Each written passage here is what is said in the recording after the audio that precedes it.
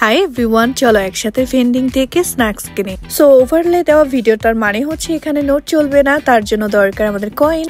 আমার হাজবেন্ড যেহেতু সুইজারল্যান্ডে আমাকে একা রেখে গিয়েছে, সে কিছু ক্যাশ দিয়ে গিয়েছিল, সেটা আমি কনভার্ট করে নিয়েছি। Okay, let's go. How can I buy snacks from here? এখানে যে নাম্বারগুলো দেওয়া, সেই নাম্বারগুলো চেক করতে হবে। যে প্রোডাক্টটা তোমার ভালো লাগবে সেটা তুমি প্রাইস এখান থেকে জেনে নিতে পারবে। যেমন D6 এটা আমি দিলাম, এটা প্রাইসটা হচ্ছে 3.50। এটা আমি নিব না, এটা আমি জাস্ট তোমাদের প্রাইসটা শো করলাম, আমি অন্য কিছু নিব। আর যখনই তুমি কয়েনটা দিবে ঠিক এইখানে এই জায়গাটা কয়েনটা ইন করতে হবে। আর হ্যাঁ, প্রোডাক্টের প্রাইস যেটাই হোক, তুমি যত টাকা কয়েন দিবে সেটা আবার ব্যাক সিস্টেমও এখানে রয়েছে।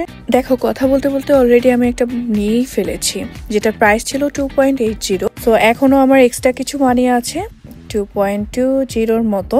তো এটা এখন আমি তুলতে চাচ্ছি না, আমি আরেকটা কিছু কিনবো। দেখি এই এনার্জি ড্রিঙ্কটার প্রাইস কত আসে।